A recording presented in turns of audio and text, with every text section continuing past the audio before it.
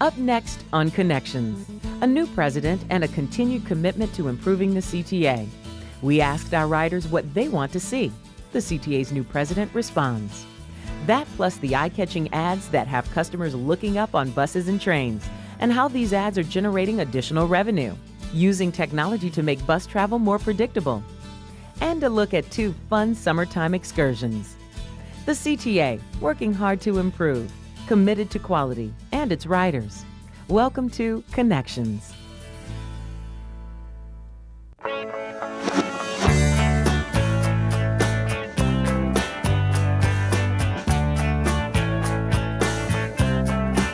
The CTA today, listening and improving, and committed to quality. I'm Jean Sparrow. Welcome to Connections.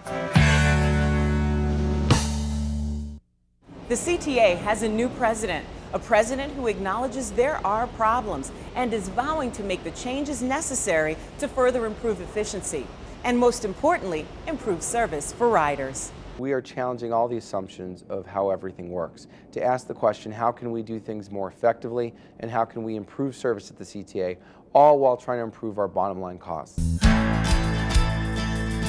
President Ron Huberman takes the lead during an exciting era of change at the CTA. Every aspect of the CTA's service and operation is under evaluation. We are beginning to put new procedures in place. We're giving our employees new tools that we believe that they need to do their job more effectively. What I've heard people tell me on the street, what I've heard people tell me on our buses, on our trains, is that they want to see the CTA cleaner. They want to see our equipment arrive more consistently. They want us to know that the train's going to arrive at the same time. A major component of positive change is the implementation of a performance management system. Weekly accountability meetings are now held to discuss performance at all levels of the CTA, from senior management to line-level staff. Throughout the organization, we are putting forth metrics that hold people accountable, that lay very clear expectations of what we expect of them, and then give them very clear ways to meet those expectations. And for the people who meet those expectations, we're going to be looking to those people to be the future leaders of the CTA. And for those who don't, we're going to be looking to see them move on from the CTA. We're very serious about this. One of the changes that President Huberman is making is to require more senior managers to spend 1 day a week in the field to experience firsthand the impact of the policies they implement. A planned feedback feature at transitchicago.com will allow riders to send suggestions directly to Ron Huberman. And so we're focusing our energy, our time, our resources, and our dollars to those things that matter most to the riders. There is also a goal for more transparency at the CTA. That means no holding back information on what CTA riders can expect should the state legislature not approve funding to fill the CTA's $110 million budget shortfall. As mandated by the RTA, the CTA presented a contingency plan that calls for fare hikes and service reductions. We have a statutory requirement and we have an ethical obligation to our riders to share with them what this scenario would look like if we did not receive funding from Springfield. We're optimistic that we'll be able to work out a plan with Springfield. But in the event that we don't, we want to make sure that there's ample notification to our riders and to the public of what that means.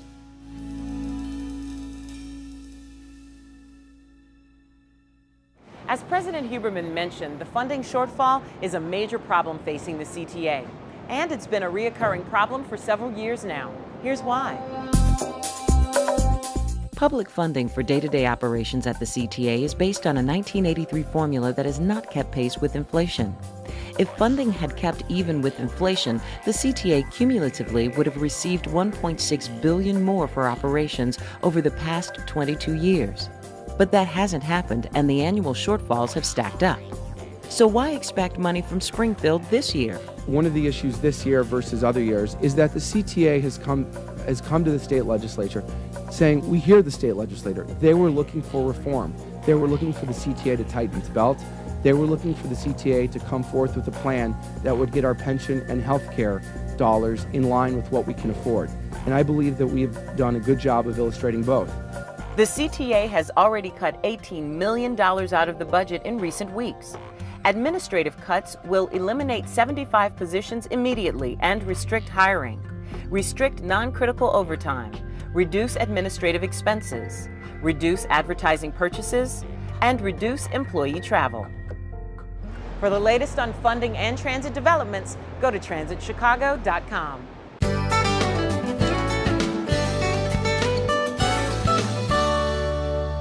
We've been talking a lot about change, but the CTA is just as committed to preserving its rich history. That history comes alive through the architecture and design of station houses that have been serving customers for nearly a century.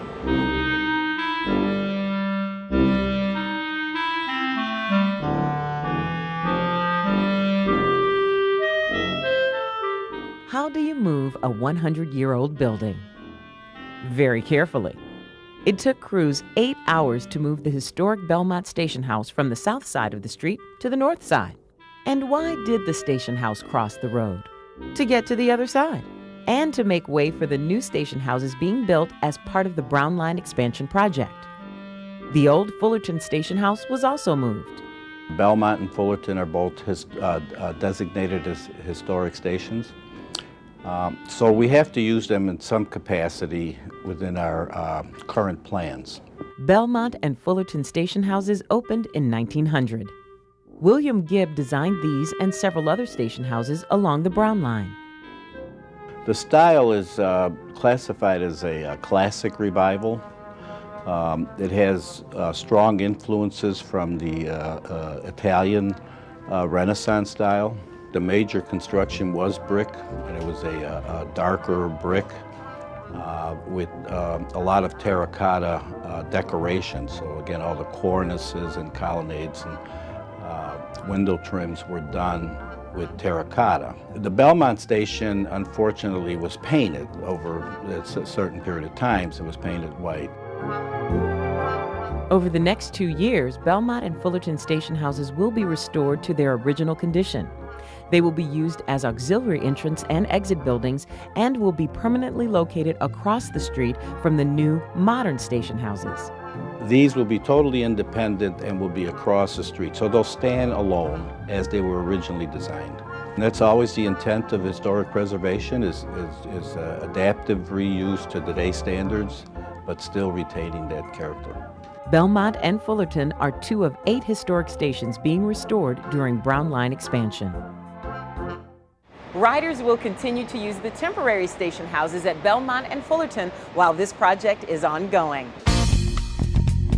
Just ahead on Connections, raising ad revenue and eyebrows. A look at the wraps that cover buses and trains.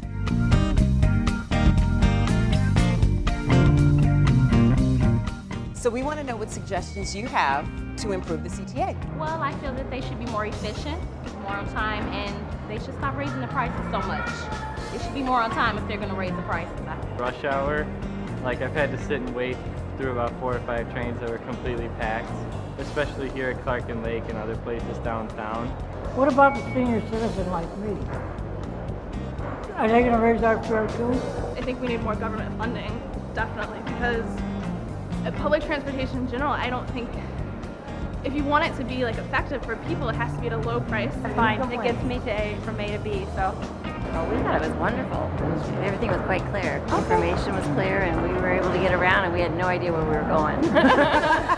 What you got here?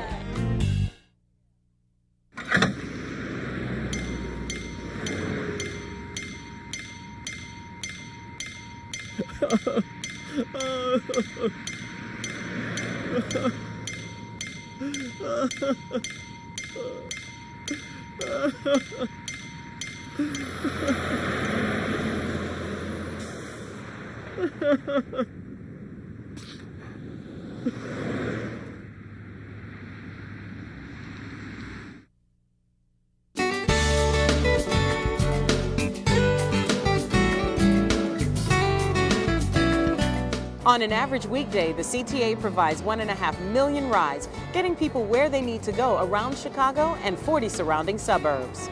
If you want to hop aboard, here's how to get all the information you need. Online, go to www.transitchicago.com. There you can access bus and train schedules, system maps and brochures, and service updates. You can even use the trip planner. Enter where you want to start, where you want to go, and what time you plan to travel. The trip planner suggests the best route to take. Another option, make the connection by phone. Call 836-7000 from any local area code.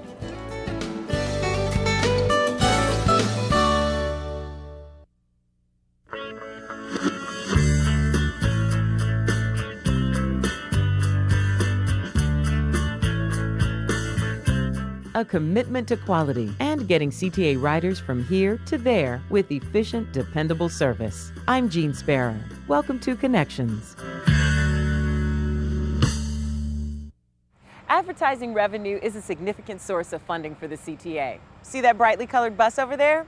That's a form of advertising called wraps. And it's a popular option that attracts both advertising dollars and the attention of riders.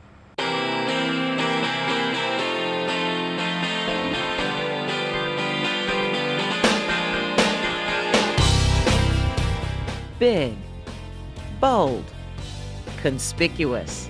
CTA wrap ads are hard to miss. That's why advertisers increasingly look to the CTA to move their messages. First and foremost is the ability to take the train and turn it into literally a moving billboard throughout the CTA rail system. It's a very creative application, typically purchased by ad agencies, sophisticated media experts that know exactly what they're doing with the media format. Titan Worldwide Chicago has an exclusive contract to sell ads on the CTA. It's the CTA's most lucrative contract. The sale of advertising space on CTA is the largest single revenue generator beside fares. The minimum that is guaranteed to the CTA is $21 million, or 65% of net receipts, whichever is greater. Advertisers have the choice to advertise on the interiors or the exteriors of the buses and at the rail stations. It could be a bus wrap, a train wrap, the sides of a bus, the sides of a train. So it's quite a variety of media forms that they can choose from. And things are looking up for advertisers who want to take advantage of CTA ceiling space. New Michelangelo ads can be placed on bus or train ceilings. The Michelangelos are something new and exciting for the CTA. It's where actually an advertiser can wrap the interior ceilings of both the buses or the trains. 3 panels, 3 pieces of creative, 30 inches by 30 inches square, and it is it's an opportunity to put a unique message in a place where consumers might not expect to find it. The promoters of Bernie Mac prefer the back. That's also a dynamic media form. It's a partial wrap, really, and it's one of those things. The tail is a great piece of real estate to own, but the full back is, it cannot be missed. The station blitz is another option offered to advertisers, where one advertiser will purchase all the advertising space within that station.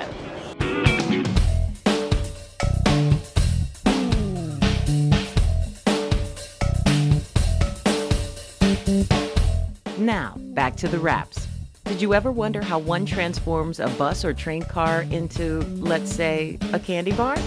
It's just adhesive-backed vinyl. It's not unlike masking tape with a less aggressive adhesive that works on a principle of airless installation. Wrappers need to have the smooth moves. You'll see that the installers, as they're installing, they wipe it down with a squeegee to press out all the air bubbles, so the copy will maintain its integrity throughout. It's just basically a big sticker, so the biggest and most important part is taking your time, making sure you're taped up and lined up, and then just going nice and slow, making sure you get your cutouts in the proper places. It took 6 workers about 4 hours to wrap these 2 train cars with an ad for Swedish Covenant Hospital. Marketing to the masses via mass transit generates critical revenue for the CTA.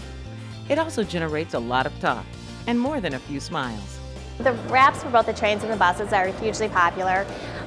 People, both customers and non-customers, always notice the wraps, and we always get a lot of positive feedback from them. Pedestrians, traffic, people sitting in traffic or riding behind the bus, it's a great way to deliver a creative message.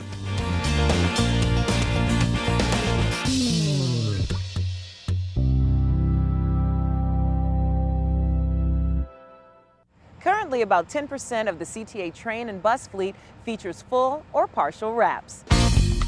Still to come, new technology to combat a frustrating condition called bus bunching.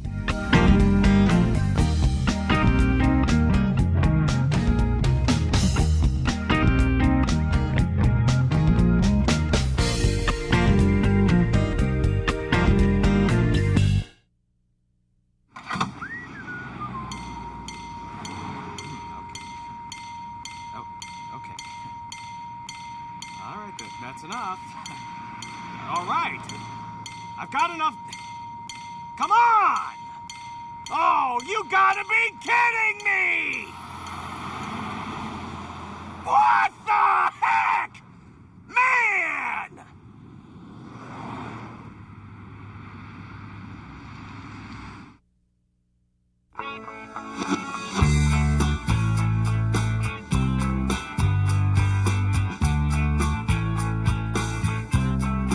Combining technology and teamwork to make travel for CTA customers more convenient. I'm Jean Sparrow. Welcome to Connections. One frustration that CTA riders sometimes face is a condition called bus bunching, and it's one of the reasons the CTA is expanding its bus tracker program. I think the buses are the major issue. You just don't know when they're going to come. They never really show up on time, and when they do, there are like a cluster of them showing up. When they do come, they come like 3 in a row, you know, and that's something they got to work on. The CTA is working on it. So we hear the complaint about bus bunching. We're aggressively implementing that technology that will help us reduce how bus bunching happens. That technology is Bus Tracker. Bus Tracker allows supervisors to monitor bus flow and make adjustments to improve the consistency of service. So our supervisors will use it to help direct service, to minimize bus bunching, to tell a bus when to do short turns, to stop and start so that we can mitigate some of the bus bunching that is happening. Transmitters will be installed on all CTA buses. Those transmitters allow global positioning satellites to track the buses and relay information to the CTA's control center. The GPS systems will literally identify that those buses are getting too close so that management can intervene and ensure that those buses are getting spread out and that the buses are properly spaced out. Information will be accessible to supervisors in the field. All supervisor cars will be equipped with laptop computers. So the supervisor will use the map display to look at each route and determine what type of supervisor actions to take. Bus Tracker will be used on all bus routes. Up until now, it's been a pilot project. It started as a pilot project where we implemented on the Madison route, and we implemented on 40 buses with different configurations, RF as well as cellular. The customers liked it. They sent in emails to ctabus-tracker.com where they wanted to expand it on the routes. CTABusTracker.com is also the web address where riders can find information on estimated bus arrivals. So there's two ways that you can view the information. There's an estimated time arrival page as well as a bus location map. And on each one of the views, there are predicted times and a visual display that you can use to determine when you need to leave to catch a bus. It should help you in reducing your actual waiting time at the bus locations and at the bus stops. It will also provide you with more accurate data where you can make informed decisions on when your bus will be at your stop, how long before it gets there. So it's just giving you more information. And that information is available on any web-enabled computer or PDA, such as a BlackBerry version 4.1 or higher. The tracking technology also gives the CTA the option to launch other initiatives to improve service for our riders. The first routes to be added to the Bus Tracker system will originate from the North Park Garage. Many of these routes serve the areas most affected by 3-track operation. Up next, 2 popular and fun weekend excursions.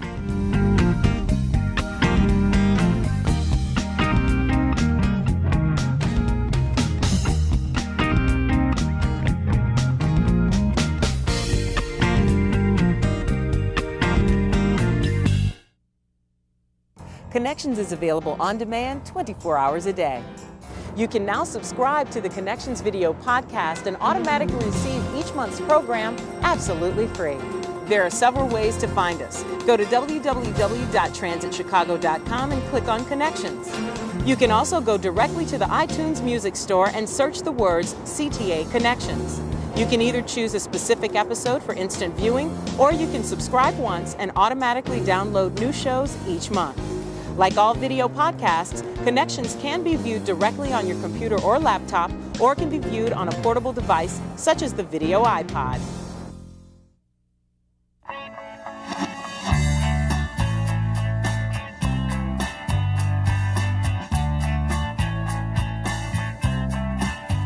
How much can you save by taking the CTA to work and to play? We'll show you the way. I'm Jean Sparrow. Welcome to Connections. The CTA offers 2 fun and interesting ways to ride the rails and see the sights. The first is the Loop Tour train. The second is the Niki Express train.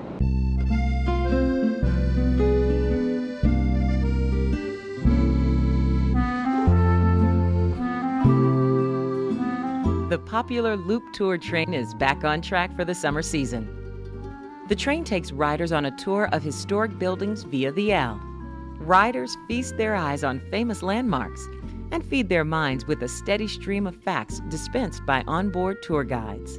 This was Rothschild's department store and then Gold Glass, done in 1912 by Oliver and Roach. The tour takes about 40 minutes and the train circles the loop 3 times. Each segment of the trip highlights different aspects of the city's history and architecture. We went around the loop 3 times. They told us all about the buildings, just tons of good stuff. The Loop Tour train operates Saturdays, now through the end of September. Tickets are free but have to be picked up at the Chicago Cultural Center. There is a certain capacity, so we suggest people get there early, and the way to get a free ticket for the tour train is to come to the Visitor Center at the Cultural Center, 78 East Randolph. And our visitor reps are waiting for you there with a smile and a ticket and directions to anything else that you may need. And while you're there, pick up a free ticket for the Niki Express, too. That's the CTA train that takes you directly to Garfield Park Conservatory to view an exhibit by sculptor Niki de Saint-Phal. Niki de Saint-Phal is very, very famous. She was born in France, lived her adolescence in the United States.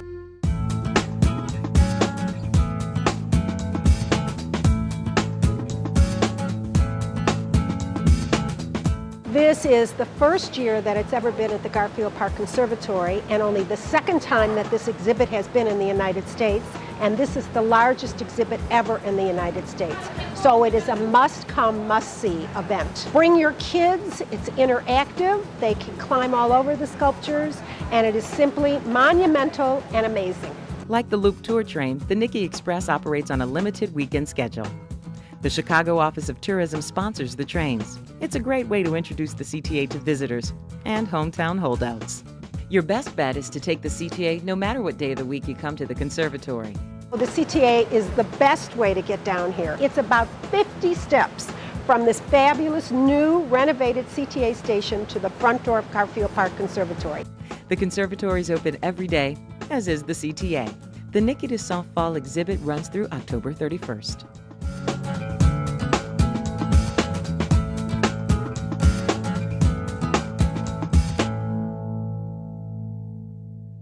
Here's a look at the Niki Express train schedules. Trains leave Randolph and Wabash at 11:20 and 1:15 on Saturdays. Sundays at 11 o'clock, 12:25, and 1:50. The return trip from the Conservatory Central Park Drive stop is at 1 o'clock and 3 o'clock Saturday afternoon, and Sundays at 12:10, 1:35, and 3:25 in the afternoon. When you love your job, you do it well. For proof of that, we take you to the CTA Maintenance Shop in Skokie to meet a winning team of employees.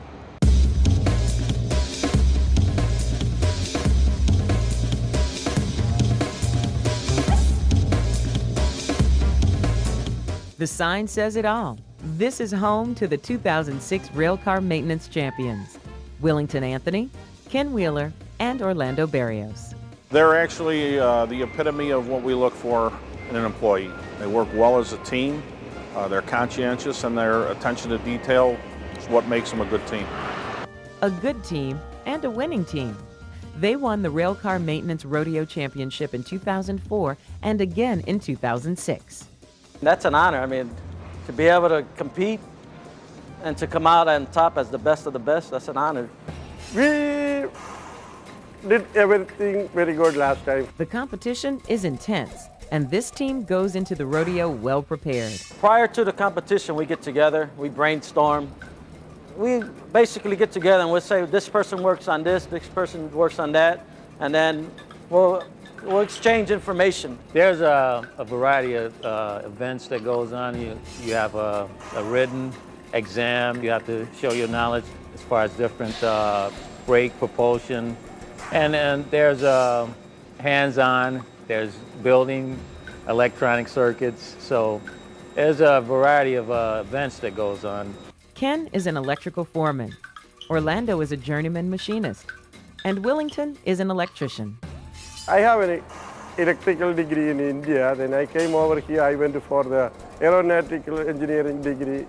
I was working electrical construction before, and then I thought, you know, maybe I should do something different. I work in the truck shop area, which is actually putting together the trucks and taking them apart. I'm more of a mechanical guy. The trucks are to go underneath the train. The train is a car body on top. All three men share a passion for their work. I look forward to coming here. Oh, I love my job. It's a pleasure to do. I mean, this job's a blessing to me. This is really a fun job. This fun job for me. That enthusiasm drives these men to perform not only their best during annual competitions, but their best on a daily basis. This is one of the things that the CTA takes a great deal of pride in, that the cars roll out of the shops in working order. We take pride in our work, and we're very interested in just knowing and learning and bettering ourselves. The team will compete at the International Transit Maintenance Competition in Canada this summer.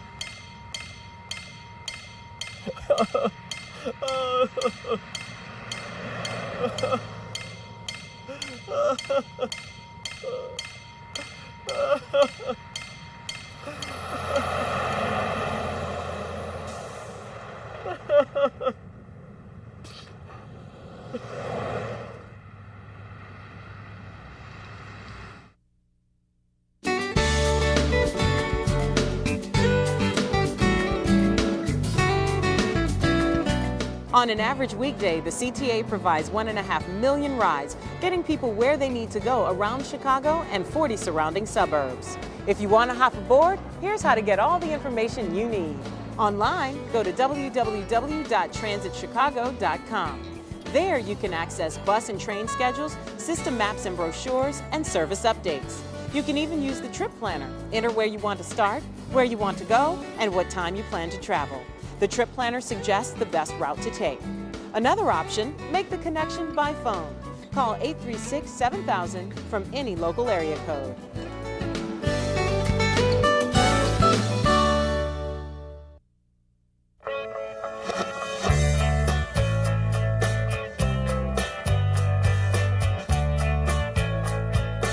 The CTA, working hard to deliver quality, affordable transit that links people, jobs, and communities. I'm Jean Sparrow. Welcome to Connections.